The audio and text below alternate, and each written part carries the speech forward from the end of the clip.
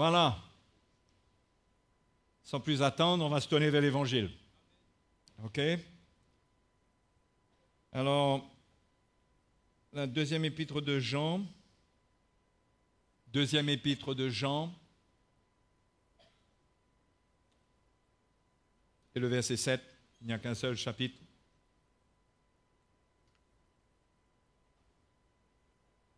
Verset 7. Car plusieurs séducteurs sont entrés dans le monde et ne déclarent pas publiquement que Jésus-Christ est venu en chair. C'est celui qui est tel, c'est le séducteur et l'antéchrist.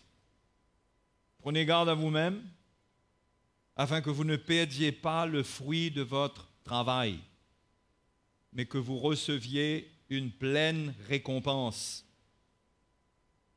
Et le verset 9 est assez sérieux.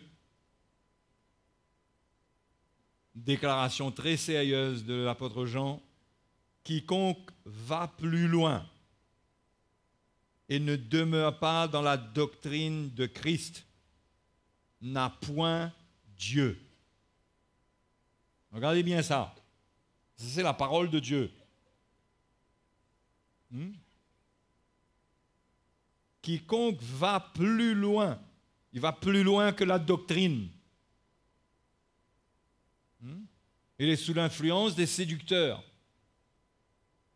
des faux docteurs, de l'esprit de l'antéchrist. Celui-là, s'il ne demeure pas dans cette doctrine, il n'a point Dieu. Et celui qui demeure, par contre, dans cette doctrine, a le Père et le Fils. Si quelqu'un vient à vous et n'apporte pas cette doctrine, ne le recevez pas dans votre maison et ne lui dites pas « salut », car celui qui lui dit « salut » participe à ses mauvaises œuvres. Les apôtres avaient une attitude radicale face à l'erreur. Surtout, dans leur temps, il y avait beaucoup de faux docteurs qui se levaient et qui mélangeaient la doctrine de Christ avec la philosophie, avec les traditions des hommes. Et ils n'arrivaient pas à demeurer dans la doctrine. Donc, il s'agit de chrétiens, puisque s'ils doivent demeurer dans la doctrine au minimum, ils doivent avoir la doctrine. Le combat, c'est de demeurer dans la doctrine. Et Jean dit que si on va plus loin, si on déborde de la doctrine de Christ, Jean dit celui qui vit comme ça, on ne parle pas d'une erreur de pensée, une petite erreur d'interprétation, mais on parle de quelqu'un qui vit dans un état d'esprit où il va plus loin que la doctrine de Christ. Il s'édifie avec des doctrines qui ne sont pas la doctrine de Christ. Jean dit que celui-là, il n'a pas Dieu. Hein? C'est grave. Non? C'est très sérieux. Mais quand l'esprit de séduction agit chez les chrétiens, chez les hommes et chez les chrétiens, lorsque quelqu'un n'est pas ouvert à la saine doctrine, la seule doctrine, et qu'il s'ouvre à d'autres doctrines, il se met en danger. Il se met en danger à un niveau qu'il ne réalise même pas. Et la séduction, l'action de la séduction, c'est de le convaincre que l'erreur, c'est la vérité. La séduction, non? Séduire quelqu'un, c'est arriver à le convaincre que l'erreur, c'est la vérité. une fois qu'il est convaincu, il devient prisonnier de l'erreur parce qu'il est convaincu que c'est la vérité. Hein? Et ça veut dire qu'il a été séduit. Notre sécurité, c'est de rester avec la doctrine de Christ. C'est même pas essayer d'analyser d'autres doctrines. C'est même pas essayer de comprendre d'autres doctrines. C'est de rester dans la doctrine de Christ. La doctrine de Christ. Il n'y en a pas plusieurs. Hein? Et Jean fait référence à Jésus-Christ venu en chair. Il parle de gens, de personnes qui ne reconnaissent pas cela. Ça, c'est le niveau d'erreur qui est énorme, de ne même pas reconnaître que Jésus est venu en chair. Mais c'est plus subtil que ça, parce qu'il y a des gens qui reconnaissent que Jésus est venu en chair, mais pourtant ils sont dans l'erreur. Parce que le simple fait de reconnaître que Jésus est venu en chair ne nous garantit pas que nous serons dans l'erreur concernant la doctrine. Jésus venu en chair, ça veut dire reconnaître tout ce qui est attaché à sa venue dans la chair. Principalement, l'œuvre de la croix. Sa mort sur la croix. Il ne suffit pas de reconnaître qu'il soit venu dans la chair, mais quand Jean parle de ça, il fait référence à tout ce qui est attaché à la chair de Jésus. Et principalement, il s'agit de la mort du Seigneur. Qu'est-ce qu'il y a dans la mort du Seigneur? C'est là que Jésus nous donne toute sa doctrine. C'est pourquoi Paul a dit aux Corinthiens qu'il ne voulait savoir parmi eux rien d'autre que Jésus-Christ et Jésus-Christ crucifié. Jésus crucifié. Notre doctrine, ce n'est pas la vie de Jésus selon la chair. Ce n'est pas la vie de Jésus selon la chair. La vie de Jésus selon la chair est un modèle pour nous, d'une certaine manière, mais la doctrine qui est donnée à l'Église vient de la croix. C'est pourquoi il y a des choses que Jésus même a dites qui mettent les chrétiens dans la confusion. Parce que Jésus lui-même, il a parlé au temps où il était sous la loi. Il y a des choses dont il a parlé en vue de la croix, qui étaient valables pour la Nouvelle Alliance, mais il y a des choses dont il a parlé, qu'il a dit sous la loi, qui étaient pour les gens de la loi. C'est pourquoi nous, notre sécurité, c'est de nous concentrer sur la croix. Et Paul a reçu la révélation et le message de la croix pour l'Église, d'une manière très spéciale.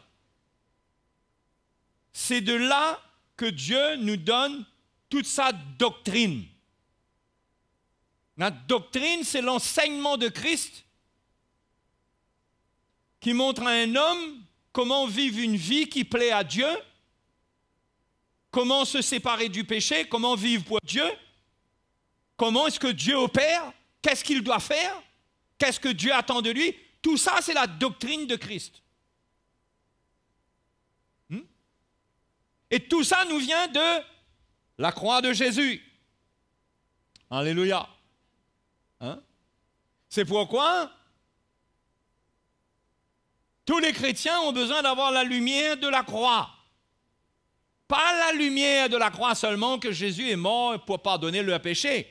Ils ont besoin de comprendre ce qui est dans la croix pour leur vie de tous les jours.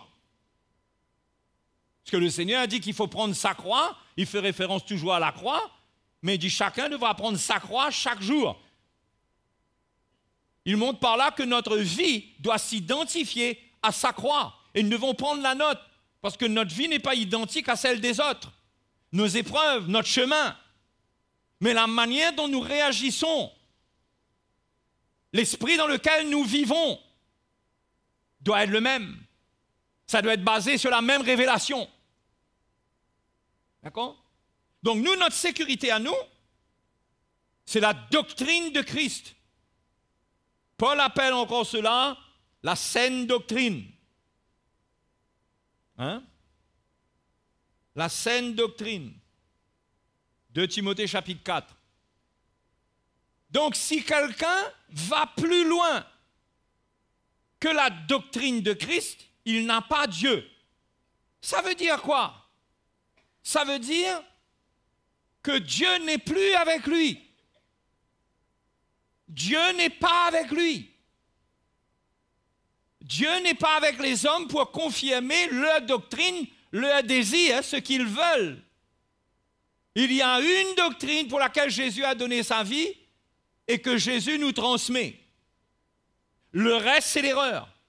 À partir du moment où un chrétien bouge dans l'erreur, il s'éloigne du champ de la grâce de Dieu. Il se déconnecte de Dieu. C'est pourquoi il y a des chrétiens qui commencent bien, qui naissent de nouveau, qui donnent leur vie à Jésus, mais le moment qu'ils se laissent séduire, ils sortent de la doctrine de Christ, ils ne demeurent pas dedans. Ils perdent tout le bénéfice de la mort de Jésus pour leur vie. Ils perdent l'action de la grâce qui va les préparer pour l'avènement du Seigneur, qui va les sauver dans les derniers temps. Ils perdent ça. Quiconque va plus loin n'a point Dieu.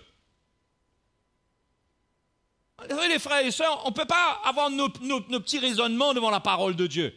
On ne va pas essayer de tourner ça autrement. Et de se dire, avoir des quand même, ah quand même.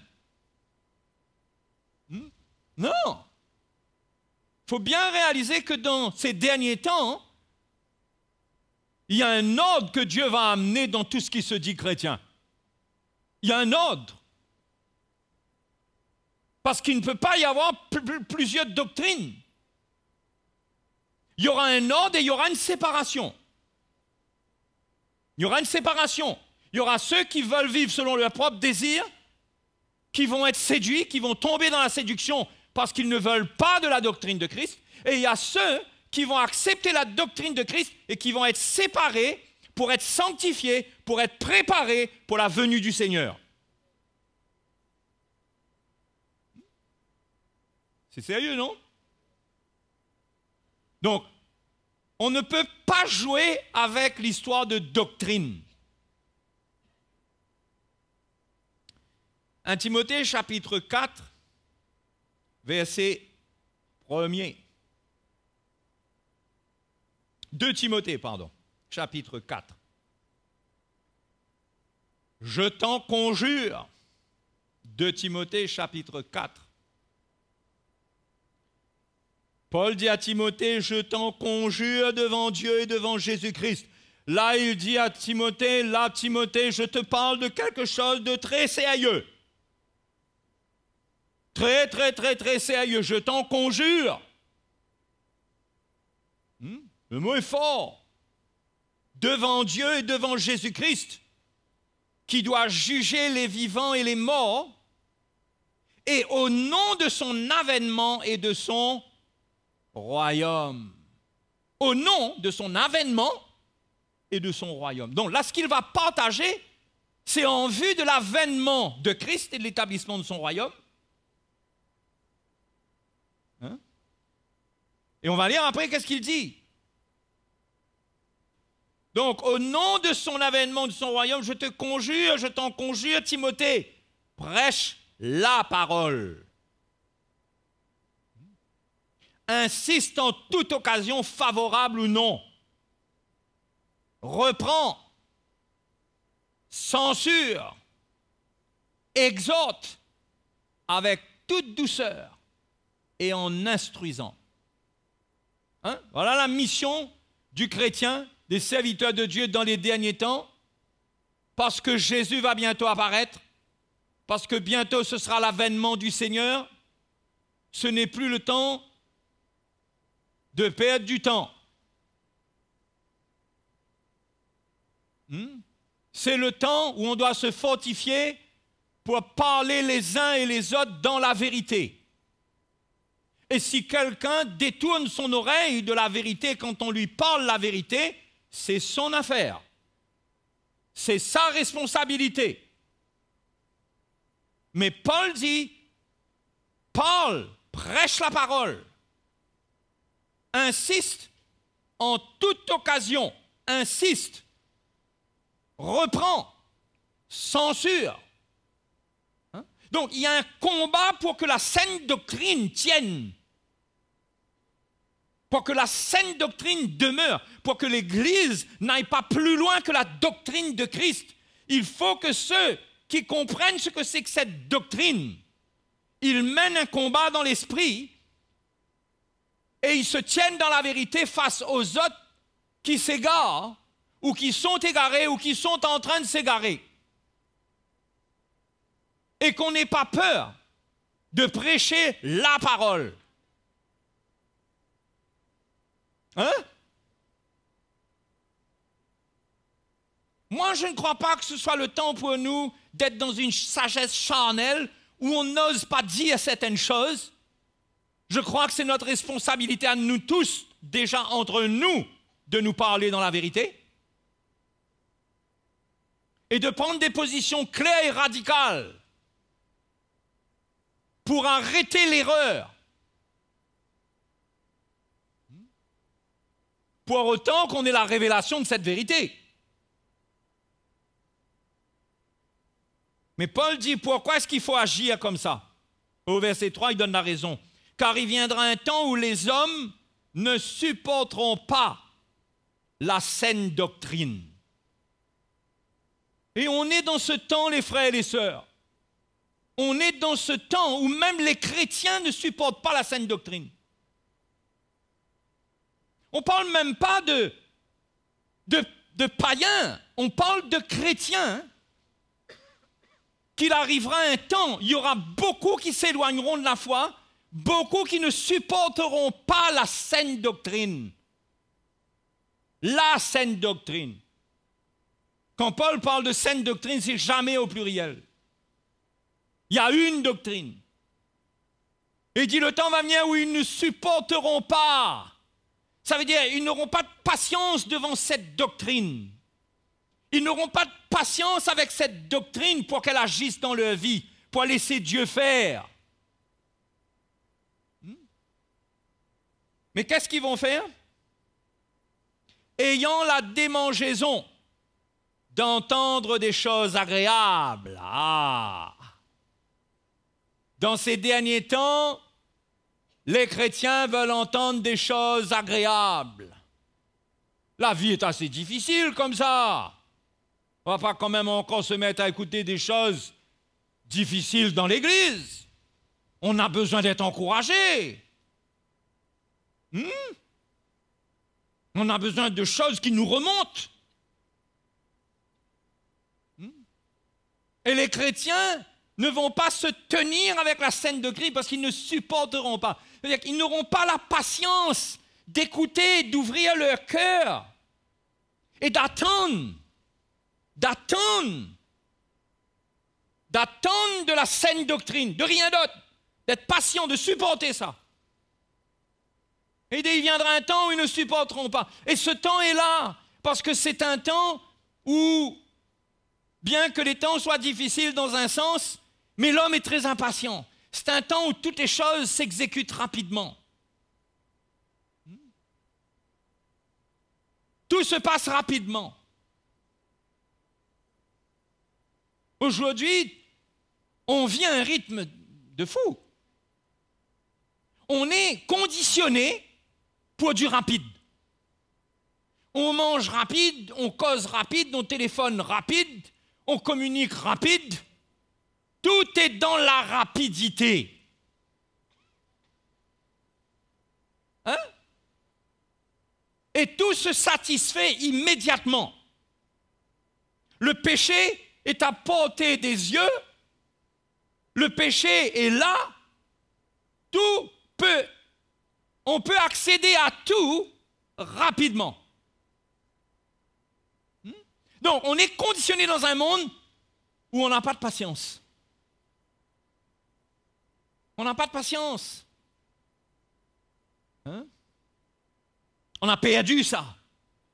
La technologie est venue à jouer un rôle. Et a créé quelque chose dans l'homme où il faut que ce soit rapide. Et il faut que ce soit encore plus rapide. Hein? C'était 2G, ensuite 3G, ensuite 4G, bientôt 5G. Si on est en 4G, on retourne un coup en 2G ou en 3G, là. On est un peu agacé, quoi.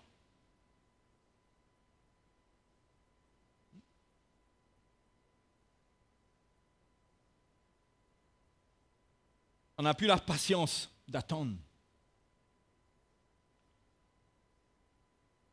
Mais ayant la démangeaison d'entendre des choses agréables. C'est une démangeaison des derniers temps. C'est une gratelle moderne, spirituelle, de l'âme. Ça démange l'homme.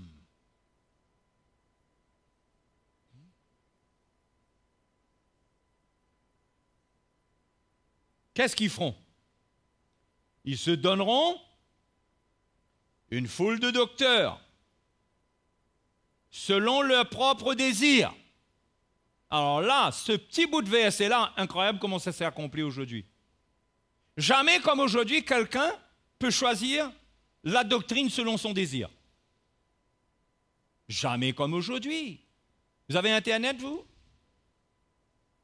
Combien de gens ont Internet ici? Non, mais c'est pas, je ne suis pas en train de on va pas se repentir d'avoir Internet, hein? Hein?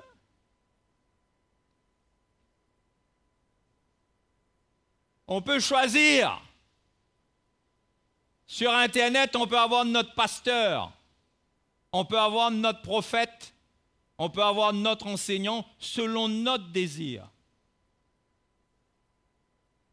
Parce qu'il y a une démangeaison dans l'homme de vivre selon ses désirs, selon ce qui lui plaît, ce qui lui est agréable. Donc, il va rechercher ce qui lui est agréable. S'il n'accepte pas que Dieu traite sa vie, il va se mettre à chercher des choses qui lui sont agréables selon ses désirs.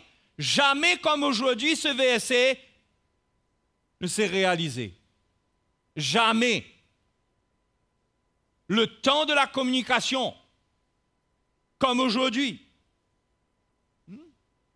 Ils se donneront une foule de docteurs. Et une foule de docteurs. Quand vous pensez qu'à l'époque, comment ils se seraient donné une foule de docteurs? Ils n'avaient pas de téléphone, ils n'avaient pas Internet. Pour voyager, c'était difficile. Comment ils auraient eu une foule de docteurs? Aujourd'hui, on peut avoir accès à une foule de docteurs. Et on va trier dedans pour voir qu'est-ce qui nous plaît. Qu'est-ce qui nous arrange? Selon le péché mignon qui est en nous. Selon la convoitise qui est là, selon l'insoumission qui est là, selon la rébellion qui est là, selon la chose qui est là, qu'on ne veut pas laisser traiter, on ne va pas se diriger vers la saine doctrine qui va traiter ça. Non, on va aller chercher quelque chose qui vient nous dire, mais ça c'est super ça. Il n'y a pas de problème avec ça. Et là, on va dire, alléluia, j'ai trouvé la vérité. Tu as trouvé ce qui convient à ton désir. Ce n'est pas la vérité.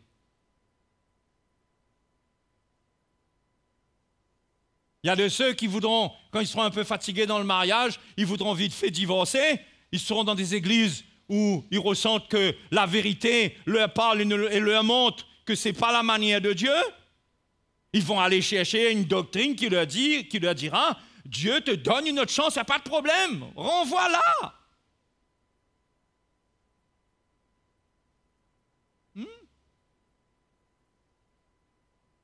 On fait tout selon ce qui nous est agréable dans ces derniers temps. Les jeunes vont se tourner vers des églises qui donnent des concerts, qui font de la musique qui touche leur chair, qui touche leurs émotions. Ils vont confondre ça avec l'onction de Dieu. Pourquoi? Parce qu'ils aiment ça. Alors, quand ils vont trouver dans une église que cette musique-là, c'est ça même qu'on fait, ils vont dire, c'est ça même, oui, c'est ça même.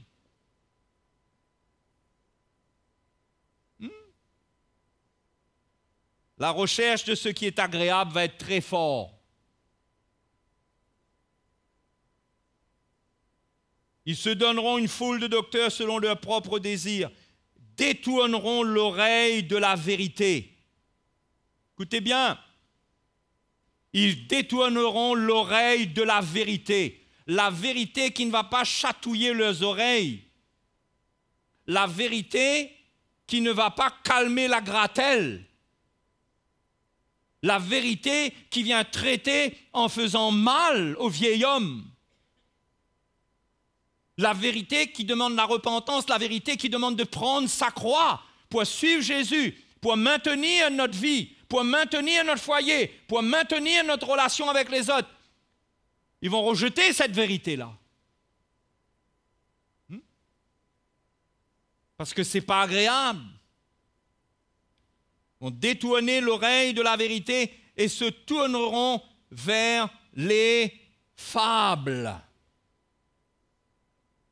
C'est-à-dire vers des messages qui n'apportent rien, vers la religion, vers des sermons juste pour donner bonne conscience, ou vers des messages qui satisfont la chair. Ça, c'est, mes frères et mes sœurs, ça c'est la réalité de millions de chrétiens sur la terre aujourd'hui, ça. Hein?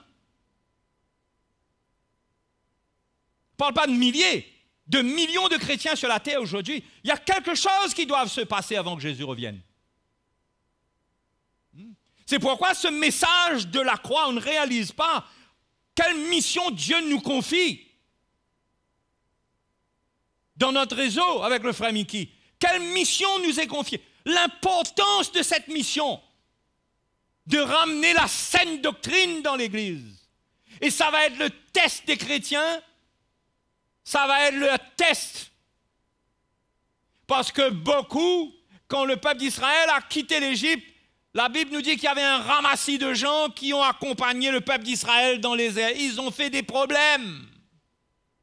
Des gens qui n'ont pas la vision de Dieu, qui ne sont pas prêts à se soumettre à Dieu, qui suivent par intérêt quelque part.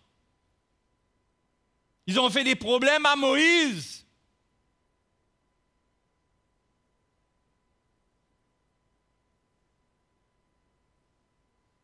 C'est la même chose dans les derniers temps. Il y a des millions de chrétiens qui ne connaissent pas la saine doctrine.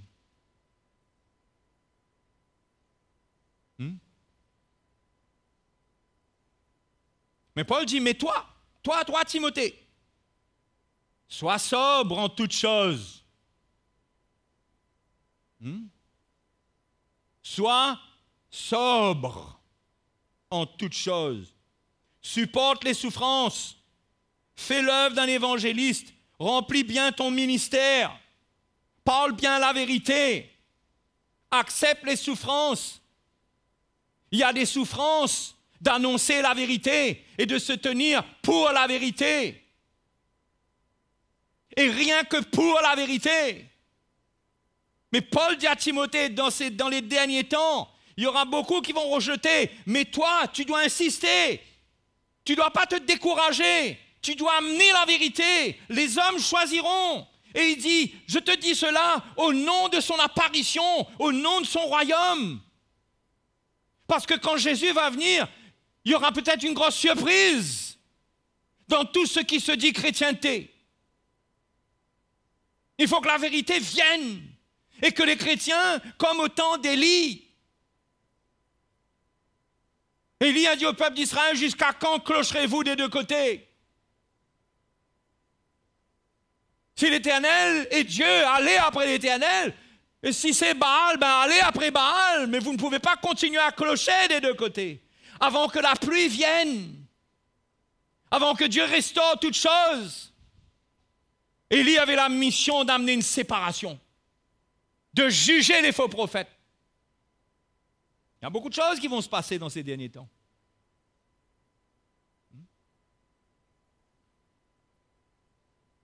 Sois sobre.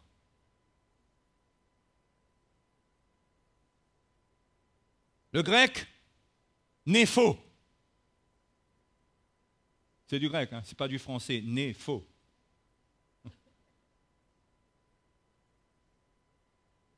Bien que si on ne comprend pas ce que je suis en train de dire là, on risque d'être comme quelqu'un qui est né faux. Né faux, sois sobre. Vous savez ce que ça veut dire, ça? Sois sobre. Le mot veut dire, l'idée qui est dedans, c'est éloigne-toi de tout élément toxique. Ne te laisse pas intoxiquer. C'est le même mot qui concerne la consommation d'alcool.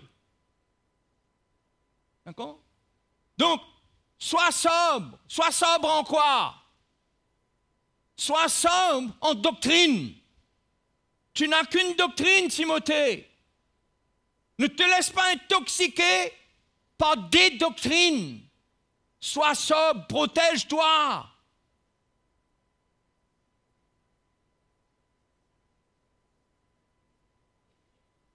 Le mot saine doctrine. Saine doctrine, ça veut dire quoi, saine doctrine? C'est intéressant. Le mot saine doctrine. C'est un mot qui a donné le mot hygiène. C'est un mot grec qui a donné le mot hygiène. Hygieno, ou hygieno si on prononce ça à la française. Hygieno ou hygiène. Hygiène. La saine doctrine. La doctrine hygiénique. L'hygiène, c'est ce qui nous permet de rester en bonne santé. Vous pouvez avoir hérité d'une bonne santé, mais si vous ne comprenez pas l'hygiène, malgré votre bonne santé, vous allez tomber malade. L'hygiène, c'est l'intelligence de garder sa bonne santé en se séparant de ce qui est toxique. C'est pourquoi plus devant, Paul dit, sois sobre en toutes choses. En toutes choses. Il parle d'une sobriété non pas physique. Il ne parle pas là de pas trop manger, de pas trop boire.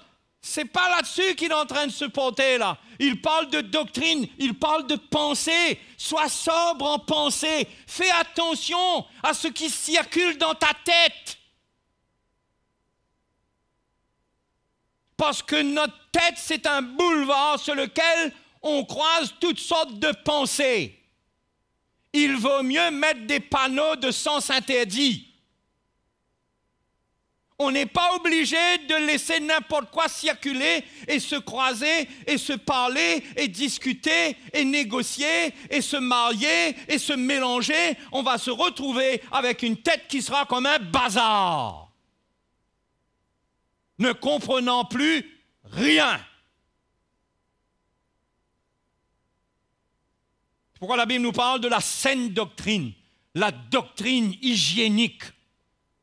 La seule doctrine, la doctrine de Christ, c'est la doctrine que quand tu l'épouses, cette doctrine, quand tu la reçois, elle va faire son travail, elle va te rendre ta santé, elle va te garder en bonne santé spirituelle, elle va t'aider à garder ta vie pour arriver jusqu'au bout. La saine doctrine, les frères et les sœurs. Le piège aujourd'hui, c'est d'avoir à portée de clic une foule de docteurs, sans compter tous ceux qui ont des titres et des noms, mais qui ne portent pas le message de la croix, et vers lesquels les chrétiens se tournent et auprès de qui les chrétiens courent. Moi, je faisais partie de ça à une époque. Quand il y avait une conférence, un jour, il y a eu une conférence en Afrique, là-bas. En 1984. Il y avait une conférence et il y avait des grands hommes de Dieu qui étaient là-bas. Et je suis allé à cette conférence. Avec certains, j'ai eu des maux de tête parce que il riait plus qu'il parlait et il faisait plus de blagues qu'il ne prêchait. Et c'était de l'américain. Alors là, impossible. Mais mon attitude, c'était être là pour recevoir un maximum. Donc, quand on fait un appel, j'étais devant. Et j'allais mettre ma tête sous la main de tous les hommes de Dieu. Et je peux vous dire, il y a quelques mains qui se sont posées sur moi. Mais je réalise qu'il peut y avoir une soif chez le chrétien et une impatience et un désir. Vous savez, on voulait voir des miracles. On voulait voir de grandes choses. Alors quand vous aviez un nom de quelqu'un qui avait ressuscité des morts, qui allait donner une conférence, mais vous vous disiez, c'est la chance de ma vie de recevoir une onction. J'ai jamais ressuscité un mort. J'ai croisé ce serviteur de Dieu qui, paraît-il, on ne l'approche pas, on ne lui dit pas bonjour, on ne lui donne pas la main. Je suis allé droit vers lui, je lui ai donné la main. J'ai échangé juste quelques paroles, mais rien que de lui donner la main, j'étais content.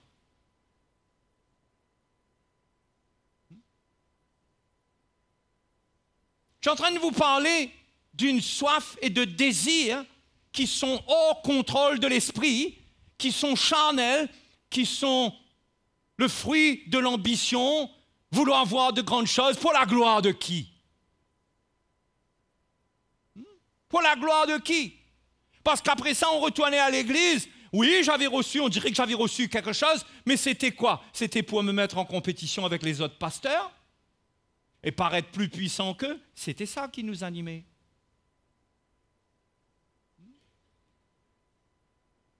Et aujourd'hui, les chrétiens, c'est terrible ce qui leur arrive. Parce qu'aujourd'hui, beaucoup sont en train de devenir orgueilleux. Ils croient comprendre mieux que même ceux qui pourraient leur enseigner la vérité. Parce qu'aujourd'hui, on peut tout apprendre intellectuellement par soi-même. Tu veux parler le grec, frère? Oh, moi, je vais sur tel site, on me donne les mots grecs. C'est quoi les mots grecs? Tu veux parler l'hébreu? Eh bien, sur Internet, j'ai accès à un site où je tape sur les mots et hop, on me dit c'est quoi le mot hébreu. Et les chrétiens se construisent quelque chose de très orgueilleux. Et les chrétiens deviennent individualistes. C'est dangereux. Et ils ne réalisent pas qu'il n'y a pas d'hygiène dans ce qu'ils sont en train de comprendre, dans ce qu'ils sont en train de voir, ce qu'on est en train de leur dire. Il y a un microbe, il y a un virus caché quelque part. Parce qu'il n'y a pas plusieurs doctrines, il y a la doctrine, la saine doctrine, la doctrine hygiénique, la doctrine d'hygiène de Dieu, de Christ. C'est cette doctrine que quand on la reçoit, quand on l'accepte, quand on s'humilie, quand on dit « Seigneur, quel que soit le prix, je vais supporter ça, je vais être patient, mais c'est ça que je veux. » Et ça va préparer l'Église à la fin des temps. Ceux qui seront patients, ils seront préparés. L'église de Philadelphie dans le livre de l'Apocalypse, l'avant-dernière église, avant l'église de Laodicée. L'église de Laodicée reçoit des reproches, c'est l'église apostate des derniers temps. Mais l'église de Philadelphie, le Seigneur leur dit à cette église, il dit, mais parce que tu as gardé la parole de la persévérance, c'est-à-dire de l'endurance, tu as gardé cette parole, je te garderai aussi de l'heure de la tentation qui vient. Parce que tu as gardé la parole de la persévérance. Tu as été patient envers ma doctrine. Tu as su ne pas forcer les choses. C'était une église qui avait peu de puissance. Allez lire dans l'Apocalypse. Le Seigneur dit, voici, tu as peu de puissance. Aujourd'hui, tout le monde croit qu'il faut de la puissance et que tout le monde veut la manifestation de la puissance et on tombe dans les pièges du diable parce que ce n'est pas la puissance qu'il faut chercher. C'est la parole de la persévérance. C'est le message de la croix qui enseigne à un homme à endurer ses épreuves plutôt que d'être un enfant capricieux qui veut voir des choses se passer tout de suite. Alors que Dieu a son temps pour faire des choses. Parfois, il fait tout de suite. Parfois, il ne fait pas tout de suite. La vraie foi, ce n'est pas absolument de voir la chose se passer tout de suite. La vraie foi, c'est l'endurance dans la souffrance jusqu'à ce que la bénédiction de Dieu vienne, même si ça prend des mois et des mois et des mois. Cette foi-là est plus grande que la soi-disant foi qui voit le miracle se passer. Parce que le miracle qui se passe ne vient pas obligatoirement de Dieu. Le miracle n'est jamais une référence à la vérité. Et Jésus a parlé de ceux qui ont dit qu'ils ont fait des miracles, et le Seigneur lui a dit, je ne vous ai jamais connu, retirez-vous de moi, ouvriers d'iniquité. La vraie foi, c'est la capacité à endurer. Continuez à servir le Seigneur, malgré qu'on ait éprouvé. Notre vie est là, on est éprouvé. La vraie foi, c'est quand dans l'épreuve, je suis toujours là pour le Seigneur.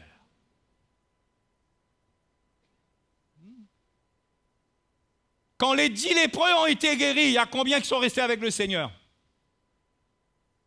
Combien? Un seul est retourné vers Jésus. Ça a servi à quelque chose pour les 9 d'être guéris, hein? Ça leur a servi à quoi? La vraie foi, c'est la foi de la persévérance. Tu souffres dans ton travail, dans tes besoins.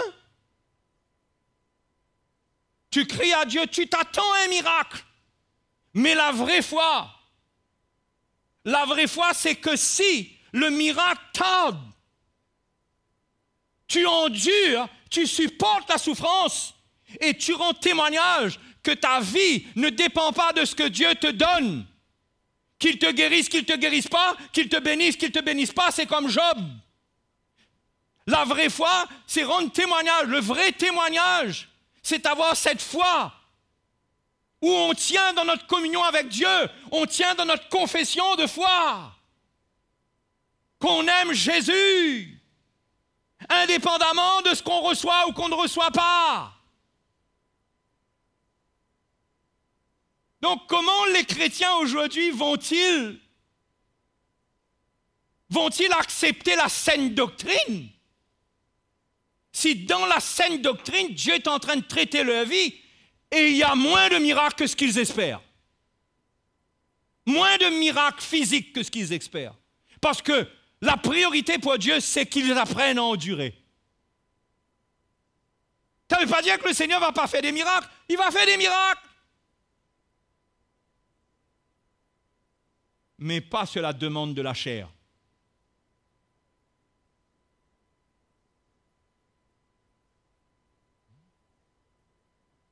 L'église de Philadelphie avait peu de puissance. Et c'est l'église que le Seigneur loue. Le Seigneur lui fait des louanges à cette église. Hein? Extraordinaire. Hein? Tu as peu de puissance. Ça veut dire, au milieu de toi, il ne s'est pas passé beaucoup de choses qui se sont passées ailleurs. Mais ailleurs, ils ont reçu toutes sortes de reproches, sauf dans l'église de Smyrne. Toujours pareil, l'église de Smyrne, c'est une église de la souffrance. C'est l'église des martyrs, c'est l'église des gens qui sont morts pour le Seigneur. Ce n'est pas des gens qui ont prospéré, qui avaient des témoignages extraordinaires de choses qui se passaient. C'est des gens qui étaient méprisés, qui sont morts en martyrs.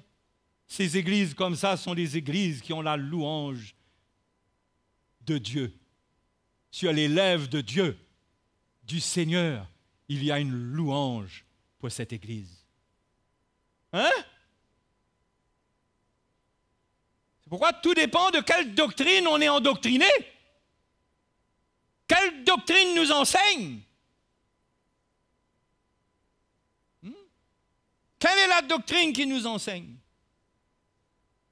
Si c'est la saine doctrine, nous n'allons pas être dans la confusion, nous allons tenir jusqu'au bout, dans la tempête. Quand les disciples étaient dans la barque, vous avez remarqué ce que le Seigneur leur a dit? Hein? Quand il y a eu la tempête. Vous vous souvenez, vous connaissez l'épisode. Il y a la tempête, et qu'est-ce que la Bible dit? Jésus dort. Jésus dort. C'est lui qui a créé le vent et la mer. Ils vont quand même pas le tuer. C'est pas possible une histoire pareille. Jésus dort. La tempête commence à venir, le vent commence à souffler, la barque commence à être battue par les flots, les disciples commencent à paniquer et le Seigneur, il réveille le Seigneur. S'il ne savait pas réveiller le Seigneur dormait, lui. Il réveille le Seigneur. Est-ce que le Seigneur lui a dit? Hein? Pourquoi avez-vous ainsi peur, gens de peu de foi? Non, c'est pas ça?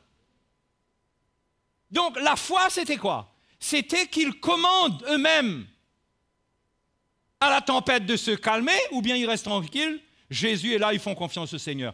Quel est le manque de foi que leur reproche le Seigneur? Ah, on peut se poser la question. C'est la panique qui s'empare d'eux. Il y a cette panique. Le Seigneur me l'a montré, je suis là, quelles que soient les circonstances, je suis là. Tu travailles, je suis là. Tu es au chômage, je suis là. Tu n'as pas besoin de commander au travail de venir. Tu pries que Dieu prenne soin de toi. Dans le calme et la paix. Hein? Mais ça dépend quelle doctrine est venue en nous. Mais si notre esprit, notre pensée est contaminée et intoxiquée par des pensées des hommes qui nous enseignent autre chose, on va se retrouver dans la défaite, dans la panique. Dans la panique. Mais si on a la saine doctrine, la parole de la persévérance, on apprend à rester tranquille dans le repos auprès de Jésus. Alléluia.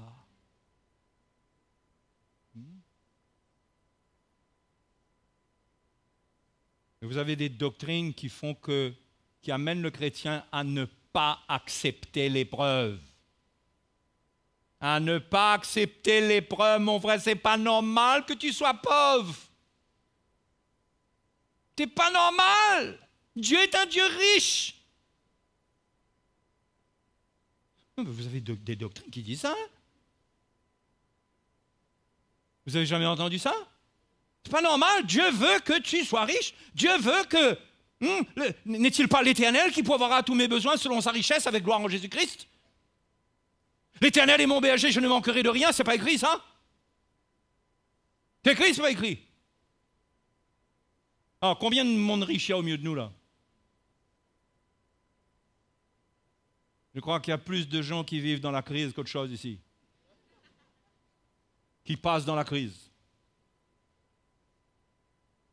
Votre foi, c'est quoi? C'est de devenir riche le mois prochain? Et quand vous devenez riche, on vous dit « Viens rendre témoignage parce que là, ta foi est extraordinaire. Hein. » Ta foi, c'est qu'à bicyclette, tu montes, tu descends, tu montes, tu descends, tu es à l'église, tu sais le Seigneur, tu vas témoigner du Seigneur, tu vas prendre soin du pauvre, tu vas visiter le malade, tu vas à bicyclette. C'est ta foi. Et tu es éprouvé, n'empêche, tu as une bicyclette, il faut encore que la chaîne il casse encore de temps en temps. Mais si on ne connaît pas ce Seigneur-là, on se dit, mais Seigneur, mais c'est pas juste. Regarde là, celui qui ne te sert pas, là, il monte là en grosse voiture, il monte là, la 4 voies, il monte vite. Moi, j'ai un petit vélo, je veux te suivre, je veux te servir, regarde ce qui m'arrive, Seigneur. Celui qui veut suivre le Seigneur a un grand plan pour lui. Ce n'est pas de le rendre riche sur la terre, c'est de le rendre riche dans son cœur.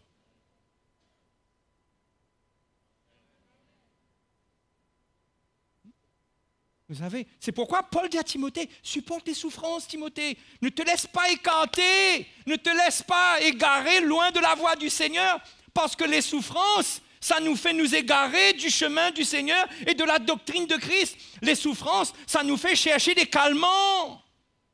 Ça peut amener quelqu'un à aller chez le sorcier. Un chrétien, il va chez le sorcier. Il fait trop mal au thé, ben, si le bon Dieu il peut permettre.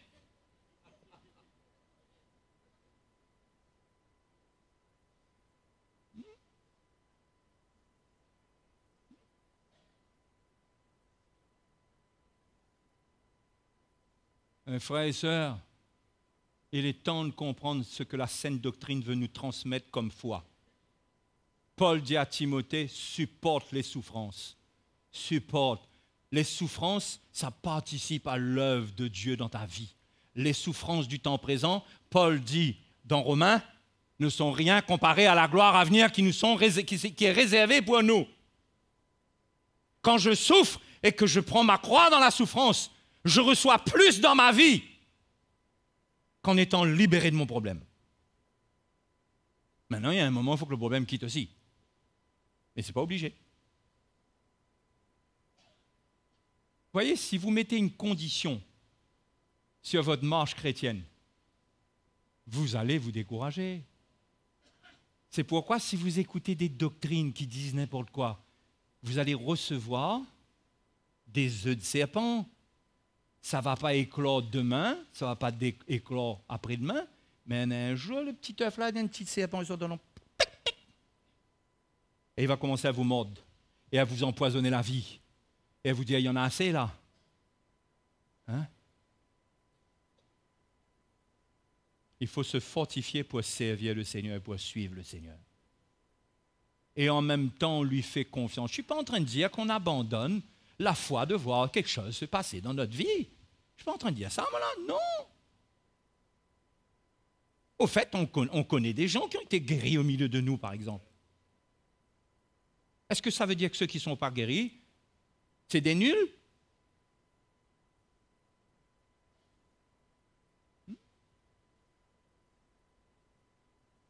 Mais la foi, Dieu a un temps, une manière de faire les choses. Et la foi a été prouvée. Elle est éprouvée.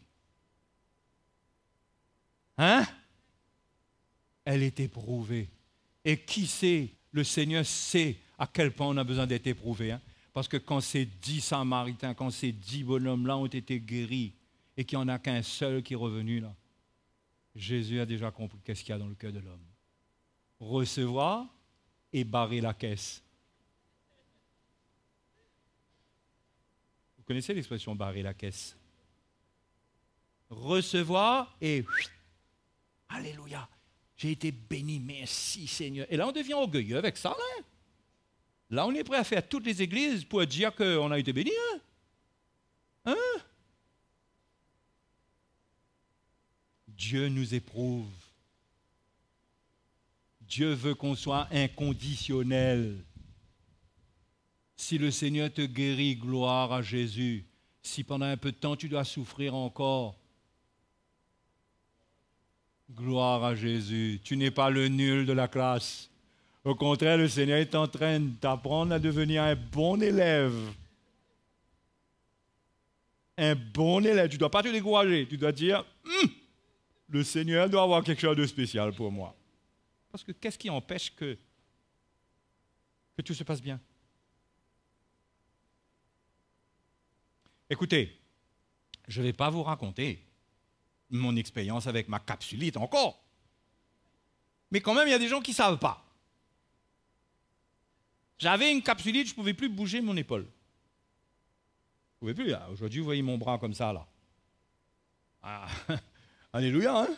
Je ne pouvais plus, c'était... Ah! Je ne pouvais plus dormir sur un côté. Pendant une année, j'allais en mission, je n'allais pas à tout avec mon épaule comme ça. J'ai appris qu'il y avait un docteur qui faisait des manipulations. Et je ne sais pas, j'ai reçu le ressenti c'était bon qu'on y aille. On est allé avec ma femme à l'autre bout du monde, pas loin dans les pays nordiques là-bas. Vraiment. Et voilà que j'ai eu une expérience très difficile, mais libératrice. Mais ce que j'ai appris dans ce moment, pendant tous ces mois, m'a certainement plus enrichi que si quelqu'un avait prié pour moi pour que je sois guéri d'un seul coup. Ah mais si vous me demandez qu'est-ce que j'aurais préféré être guéri d'un seul coup. Hein? Ah, c'est clair, hein? C'est clair. Et je ne vais pas jouer le grand spirituel avec vous. Moi, même si on ne me guérit pas, je suis content, alléluia. C'est pas ça.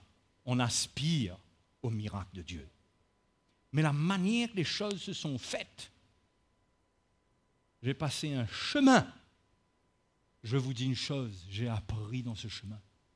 J'ai appris à tourner mon cœur vers Jésus d'une autre manière. J'ai compris l'amour de Dieu dans une autre dimension. Il y a des choses qui se sont passées dans ma vie qui, pour moi, m'ont enrichi, m'ont changé, m'ont transformé.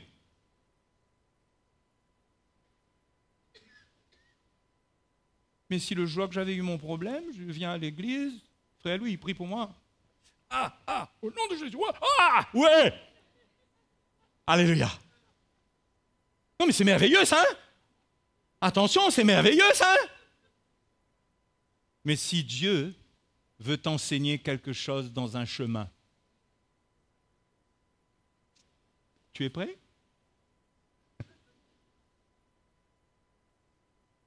Si tu es quelqu'un d'orgueilleux et que pour toi, ben, il faut travailler, c'est pas possible. On peut pas être quelqu'un qui ne travaille pas. On doit travailler, quoi. Et le travail, c'est ta vie. D'accord? Il y a des gens comme ça? Non. Personne ne bouge là. Hein? On travaille quand même, le travail. Et puis là, on juge tout le monde. On a un bon travail, on juge tout le monde qui ne travaille pas.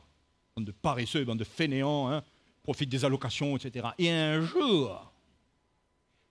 jour, notre travail, il dérape dans le fossé. Ce jour-là, notre orgueil est exposé. Du gros bœuf qui passait son temps à meugler partout, on devient un petit mouton qui fait à peine bé, bé. Dieu traite notre orgueil.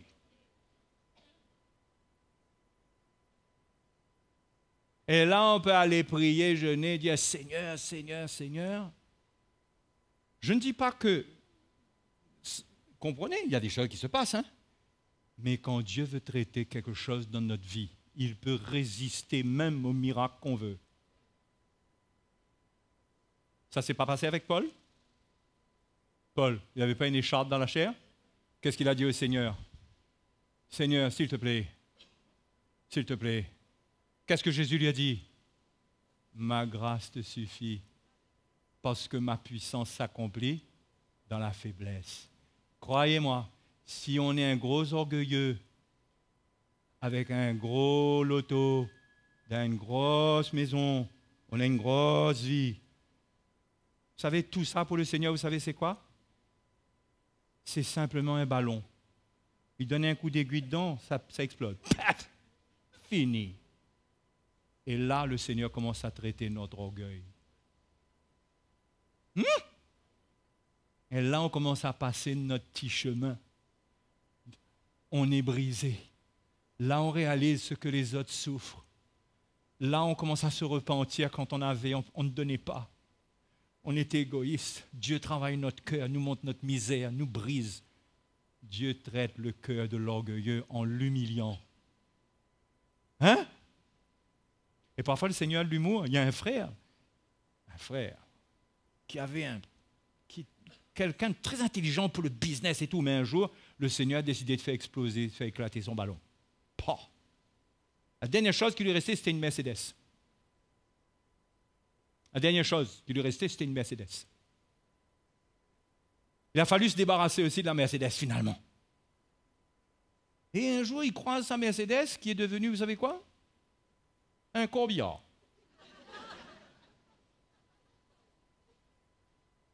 Pour bien lui montrer que la mort est venue dans le business, c'est fini.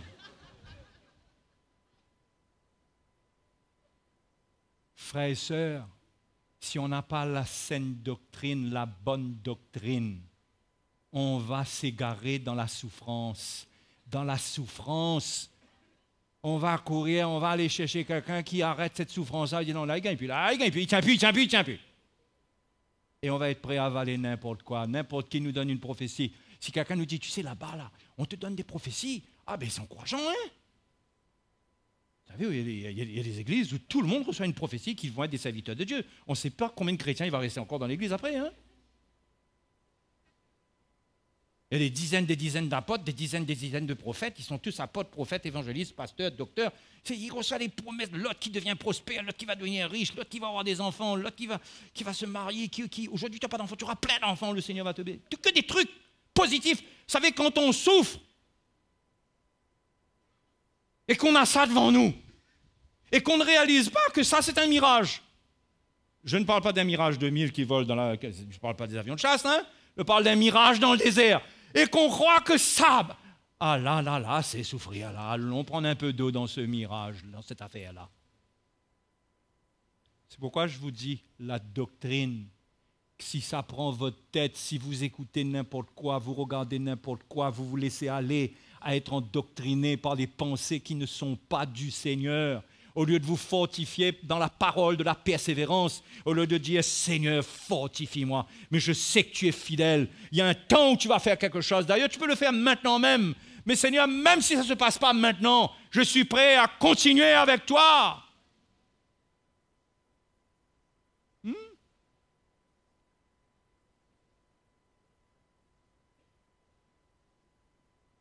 La saine doctrine, les frères et sœurs.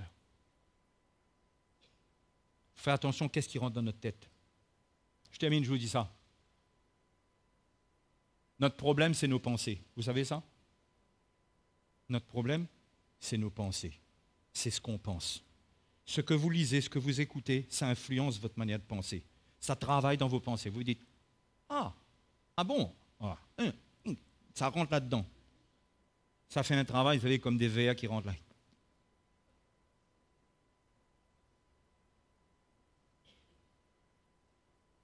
Tout le monde, hein, il y a des gens qui se croient tellement intelligents, ils croient que c'est pour ça que je me garderai bien, moi, d'aller dans une église quelconque, me faire endoctriner. Mais il ne sait pas, s'il ne se fait pas endoctriner dans l'église de la bonne manière, il va se faire endoctriner ailleurs. Au fait, il est déjà endoctriné pour ne pas être dans la vérité. Notre problème, c'est nos pensées. Ce que vous lisez va influencer vos pensées, selon votre désir. Si Dieu ne traite pas votre désir, s'il ne change pas le désir de votre cœur, et si votre désir à vous, si ce n'est pas plutôt d'être changé, d'être transformé, d'être libéré de votre vieil homme, de votre nature méchante, si ce n'est pas ça votre désir, s'il y a un autre désir qui cherche le confort, qui cherche une vie facile, ce désir-là, un jour, va croiser une pensée qui va lui donner un petit coup de sifflet.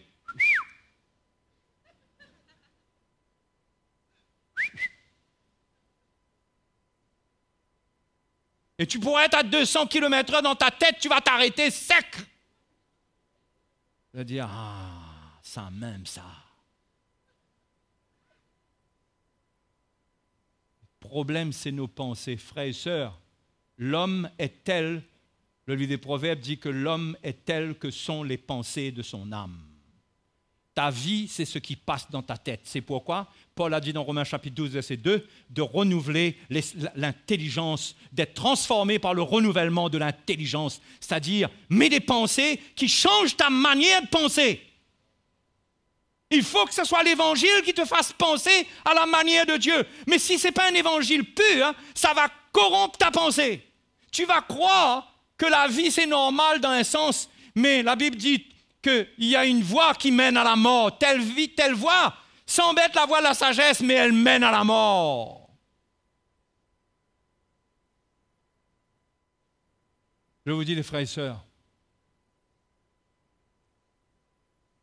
arrêtez de courir à droite et à gauche. Écoutez la doctrine de Christ. Allez écouter les frères du réseau. C'est le site qu'il faut, le site de CTMI. Ou même sur notre site. Soyez en contact avec la saine doctrine pour garder vos pensées droites. Si vous mélangez, écoutez bien ce que je suis en train de vous dire, hein? C'est vous qui prenez votre responsabilité, parce que certains n'aiment pas quand on dit ça. Ils disent, il veut empêcher à nous. Moi, je ne veux rien t'empêcher, moi. Quel pouvoir j'ai d'empêcher quelqu'un? Mais tu ne peux pas m'empêcher de dire la vérité. Mais si tu viens là, on veut parler la vérité. Censure, reprend, exhorte, insiste. Ça, c'est notre ministère. Tout chrétien est libre ici. Mais que ta liberté ne soit pas l'élément qui va te détruire. Dans ta liberté, choisis la vie afin que tu vives. Parce que Dieu ne t'enlèvera jamais ta liberté. Mais si tu choisis d'être renouvelé, de persévérer avec l'Évangile, l'Évangile créera une route, un chemin étroit dans ta tête. Il enlèvera ce grand boulevard, vous savez. Jésus a dit que le chemin qui mène à la mort, il est large. L'Évangile, vous savez ce que ça fait? L'Évangile, ça rétrécit ce chemin-là. C'est pour ça qu'un chrétien, il peut paraître bête, mais en réalité, il a une intelligence concentrée sur un petit chemin. Il a une intelligence concentrée sur un petit chemin, le chemin de la croix. Alléluia. Mais le diable vous propose des doctrines pour élargir le chemin. Ah, il faut circuler large, camarade. Tu prends trop de risques sur ta vie, tu vas souffrir, tu vas faire des accidents. Il faut rester avec le chemin étroit. Le chemin qui mène à la vie. Alléluia. Ok, les frères et sœurs?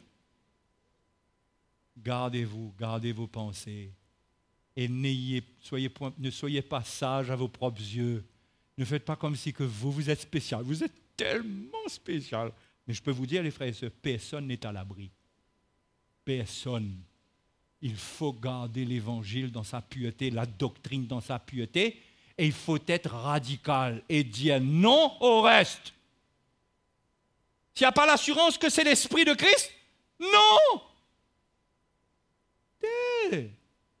Tu sais combien de temps ça prend pour cuire ce gâteau-là? Tu connais combien de temps il prend pour battre la farine et battre les œufs avec tout au fait pour cuire ce gâteau-là? Il prend 10, 15 ans, 20 ans, 30 ans de faire cuire ça. Toi, tu veux mettre ton truc dedans? Tu veux rajouter ton ingrédient dedans? C'est comme ça que vous avez des chrétiens que Dieu construit, Dieu est à l'œuvre, ça travaille, il comprenne un changement. C'est en cuisson, vous comprenez? C'est en mode cuisson. Ça travaille, ça cuit même dedans. Et puis il y a quelqu'un qui dit, hey, tu sais toi, j'ai un petit quelque chose qui va rendre le gâteau un peu plus rose. Ne l'écoute pas. Continue à laisser le Seigneur cuire le gâteau. Tout le monde a compris la parabole du gâteau là? Bon, allez, on ne va pas aller plus loin parce que sinon là... Allez, allons nous mettre debout, allons remercier le Seigneur ensemble. Hein? La saine doctrine.